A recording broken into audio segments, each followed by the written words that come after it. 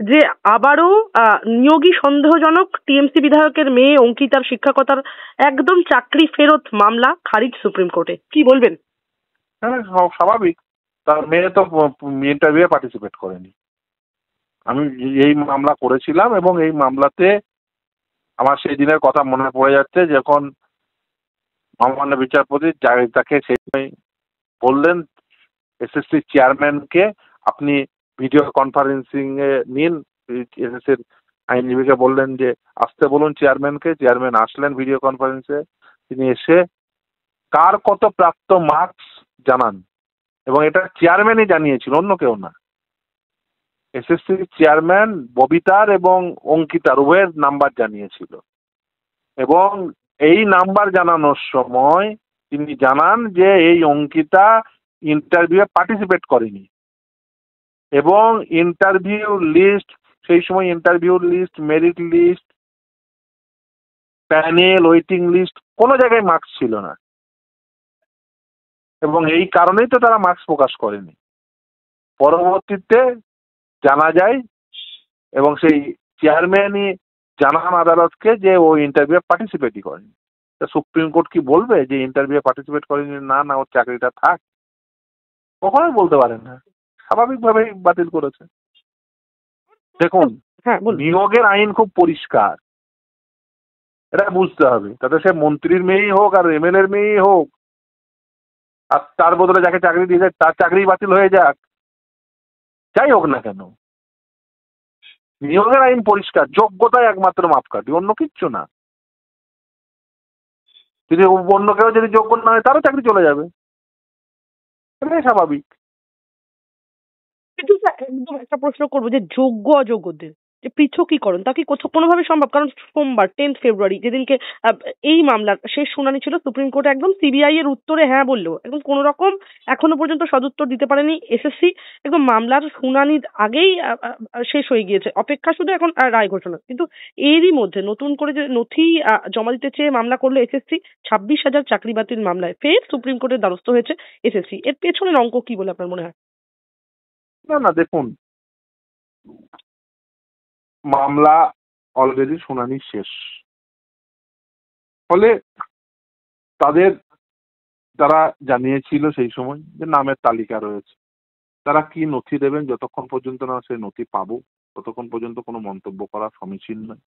দ্বিতীয় কথা হচ্ছে যে মামলা শেষ হয়ে যাওয়ার পরে যদি নথি দিতে চান বা নতুন করে নতুন সংখ্যা দিতে চান, আমি জানি না কি তারা দেবেন। যেহেতু জানি না, মন্তব্য করাটা সমীচীন নয়, এটা বলেও বলছি যে আসলে এই যে সংখ্যা দেবেন বলছেন না, ওরা নিজেরা সব থেকে ভালো জানে যে যে সংখ্যা দিচ্ছেন সেই সংখ্যা সঠিক না। আপনি যদি এই সংখ্যা, যে সংখ্যা দেওয়া হয়েছে সুপ্রিম কোর্টের সামনে, স্টেট একটা সংখ্যা দিয়েছে 4,327, এসএসসি বলছে 5,485, বোর্ড বলছে 5,189, সিবিআই 9,375, আমরা তার থেকে বেশি পাচ্ছি, যা ওদের সঙ্গে এখনো পর্যন্ত সেটা কংক্রিট সংখ্যা নয়। ইন্টারভিউ লিস্টের মার্কস ম্যানিপুলেশন রয়েছে, টাইপিং টেস্টের মার্কস ম্যানিপুলেশন রয়েছে, এক্সেস ভ্যাকেন্সিতে অ্যাপয়েন্টমেন্ট রয়েছে, সামনে রিক্রুটমেন্ট প্রসেসে যে ভ্যাকেন্সি ইউজ হতে পারতো সেখানে সেই ভ্যাকেন্সিতেও রিক্রুটমেন্ট হয়েছে। এগুলো সব সিবিআই রিপোর্ট দিয়ে বলেছে। কেউ এই সংখ্যা জানিয়েছে? জানেনি। দেখুন, সেগ্রিগেশন না হলে প্যানেল বাতিল হবে, এটা এই আইন সম্পর্কে পশ্চিমবঙ্গের এমন কোনো লোক নেই যে এই আইন সম্পর্কে ওয়াকিবহাল হননি। পশ্চিমবঙ্গের প্রায় প্রতিটি লোকই প্রায় জেনে ফেলেছেন যে সেগ্রিগেশন না হলে ওটা প্যানেল বাতিল হয়। এই আইন মোটামুটি সুপ্রিম পশ্চিমবঙ্গবাসী একেবারে ওয়াকিবহাল হয়ে গেছে। কিন্তু এই সেগ্রিগেশনটা করতে গেলে যে প্রকৃত যোগ্য অযোগ্যের সংখ্যা দিতে হবে, এটা যদি স্টেট বোর্ড এবং এসএসসি না বোঝেন, তাহলে বেসিক্যালি যা হওয়ার তাই হবে। এই প্রকৃত তথ্য দিতে হবে, না হলে এই অবস্থায় হবে। ওই প্রতিদিন বলবেন ডকুমেন্ট শেষ হয়ে যাওয়ার পর, আর্গুমেন্ট শেষ হয়ে যাওয়ার পরে ডকুমেন্ট দেবো, আবার দেখবেন ওই বিয়েতে ওই যখন জাজমেন্ট হবে তারপরেও বলবে হ্যাঁ ওরা ডকুমেন্ট দেবো, বললেও আশ্চর্য হবো না। একদম আপনি যেরকমটা বললেন যে মামলার সমস্ত শুনানি শেষ হয়ে গেছে, এখন রায়দানের অপেক্ষা। এরই মাঝখানে এই যে 26,000 চাকরি বাতিল মামলা ফের সুপ্রিম কোর্টের যে দ্বারস্থ হলো এসএসসি, এর কি কোনো প্রভিশন রয়েছে? এটা আমি জানি না কিভাবে তারা কিসের জন্য দ্বারস্থ হয়েছে, নাকি শুধুমাত্র মৌখিক ভাবেই বলেছেন যে এর আগের দিন যেহেতু বলেছিলেন যে কিছু ডকুমেন্ট হ্যান্ডেড ওভার, ওই তালিকা রয়েছে আমাদের 5,485 জনের, সেটাও দিতে পারেন। আমি জানি না, যতক্ষণ পর্যন্ত না ডকুমেন্ট পাবো ততক্ষণ পর্যন্ত এই নিয়ে মন্তব্য করাটা সমীচীন হবে না। আপনি ডকুমেন্ট তো পেলে তখন মন্তব্য করবো। আপনি তো সাম্প্রতিককালে অনুষ্ঠিত হয়েছে বাজেট, আমি যে প্রশ্নটা করবো যে ডিএ বৃদ্ধি, একদম রাজ্য সরকারি কর্মীদের জন্য 4% ডিএ বাড়ানোর প্রস্তাব দিয়েছেন খোদ অর্থ প্রতিমন্ত্রী। আগামী এপ্রিল মাস থেকে কার্যকর হবে সেই বর্ধিত ডিএ। কি বলবেন? ইয়ে বকেয়া রয়েছে 39%, আর তার আগে বিয়ে মামলায় 6বার হেরে সেই দিয়ে বকেয়া দিয়ে সেটা কবে দেবে? 4% কেন কর্মচারীদের জন্য? শুধু 4% কেন? যে যা বকেয়া রয়েছে পুরোটাই দিতে হবে। আসলে উনি এইসব করে, আসলে উনি বেসিক্যালি যেটা করছেন সেটা হচ্ছে কর্মচারীদের আইনসঙ্গত অধিকারটাকে খর্ব করতে চাইছেন, এবং অলরেডি তিনি করে ফেলেছেন। 2019 সালের রোপা রুলসে কোথাও ডিএর প্রভিশন রাখেননি। রোপা রুল 2009 মোতাবেক DA all India consumer price ইন্ডেক্সের সঙ্গে সাযুজ্য রেখে দিতে হতো। এটা আইন, সেই আইনের উপর ভিত্তি করে 6বার মামলা জিতেছিলাম। কিন্তু এখন বর্তমানে 2019 সালে রোপা রুলসে কোনো প্রভিশনই রাখেন। ফলে আদালতে দ্বারস্থ হয়ে কর্মচারীরা তাদের আইনসঙ্গত অধিকারকে প্রতিষ্ঠা করবে, এই জায়গাটাই তৈরি হতে দিচ্ছে না মমতা বন্দ্যোপাধ্যায় এবং তার সরকার। মনেই করেন না যে ডিএ রাজ্য সরকারি কর্মচারীদের আইনসঙ্গত অধিকার হোক, সেই জন্যই রোপা রুলসে সেই প্রভিশন রাখেননি। আমাদের দেশে তো আদালত আইন তৈরি করতে পারে না, নির্বাচিত জনপ্রতিনিধিরা তারা আইনসভার সদস্য আইন তৈরি করেন, আর সরকার যেগুলো এক্সিকিউটিভ নোটিফিকেশন আছে সেগুলো করেন। এই ধরনের রুল ফ্রেমিং এর পাওয়ার থাকলে রুল ফ্রেমিং করেন, সরকার রুল ফ্রেমিং করেন, এবং সরকার হিসেবে যেহেতু তারা নির্বাচিত, তারা রুল ফ্রেমিং করেছে, সেখানে ডিএর প্রভিশন রাখেনি। তাই জনগণকে বলবো, আপামর কর্মচারী বৃন্দদের বলবো, এই ধরনের সরকার যারা কর্মচারী বিরোধী তাদের তাড়াতাড়ি বিদায় জানানোর ব্যবস্থা করুন। আর সিদ্ধান্ত একদম লক্ষ্মীর ভান্ডার প্রকল্প, একদম তৃণমূল সরকারের অন্যতম চর্চিত প্রকল্পগুলোর মধ্যে একটা। কিন্তু এক্ষেত্রে একদম শোনা গেল যে যা ছিল তাই থাকবে, একটি টাকাও বাড়ানো হচ্ছে না লক্ষ্মীর ভান্ডারের যে প্রকল্পে। কি বলবেন?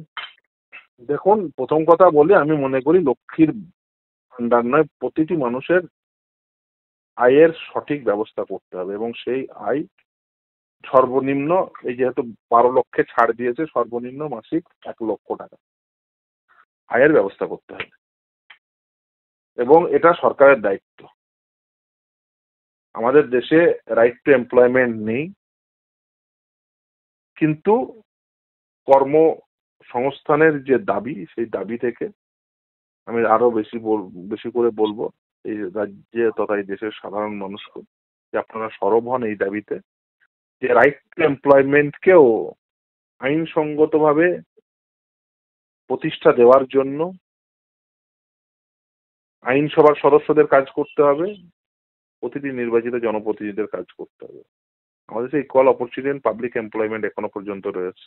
এক্ষেত্রেও সকলকে ইকুয়াল অপরচুনিটি দেওয়া হচ্ছে না, যে টাকা দিচ্ছে তাকে অপরচুনিটি দেওয়া হচ্ছে, তাকেই চাকরি দেওয়া হচ্ছে।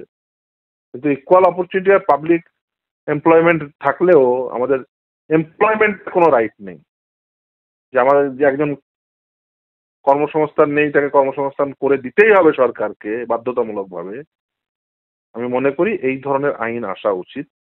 আর যতদিন পর্যন্ত কর্মসংস্থান না দিতে পারবে সরকার, ততদিন পর্যন্ত তাকে বাড়িতে বসে বসে মাসিক অন্ততপক্ষে ন্যূনতম 1 লক্ষ টাকা করে দেওয়া উচিত। অর্থাৎ লক্ষ্মীর ভান্ডারের বলুন আর সরস্বতীর ভান্ডারই বলুন আর যাই বলুন না কেন, সেই কথা বলে প্রতিটি জনগণকে 1 লক্ষ টাকা সর্বনিম্ন আয়ের বন্দোবস্ত করতে হবে। এবং এটা আমি অ্যাবসার্ড সংখ্যা বলছি না, তার কারণ ওই যে কেন্দ্রীয় সরকার বলেছে 12 লক্ষ টাকা পর্যন্ত ট্যাক্স ছাড়।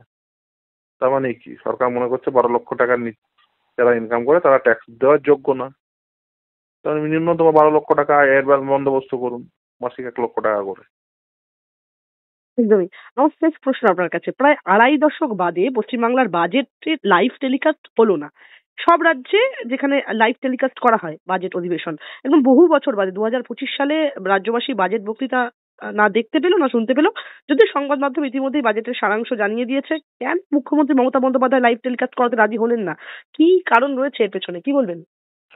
মুখ্যমন্ত্রী মমতা বন্দ্যোপাধ্যায় এবং তার দল আসলে গোপনীয়তা পছন্দ করেন। এই গোপনীয়তা বজায় রেখেই এই গোপনে মেরিট লিস্ট প্রকাশ করব না, পকেটে ভরে রাখবো, তবে তো চুরি করা যাবে। ওএমআর শিট ধ্বংস করে দেবো, প্রকাশ করবো না বা কাউকে দেবো না, এবার আটকে করলেও দেবো না, তবে তো চুরি করা যাবে। আসলে এরা এই চুরি জোচ্চুরি করবে বলে এরা কিছুই গোপন রাখতে চায়। বাজেটই বা তার বাইরে থাকবে কেন? এরা মেরিট লিস্টও গোপন রাখতে চায়, এরা ওএমআরও গোপন রাখতে চায়, এরা বাজেটও গোপন রাখতে চায়। আসলে সবই চুরি করার উদ্দেশ্যে। চুরি করার উদ্দেশ্যে চোরেরা কখনো কোনো কিছু, মানে চোরেরা আপনারা দেখেছেন যে চুরি কখনো খোলা জায়গায় সমস্ত কিছু সকলকে দেখিয়ে করবেন না তো। যদিও এরা বলতে পারেন নির্লজ্জ চোর।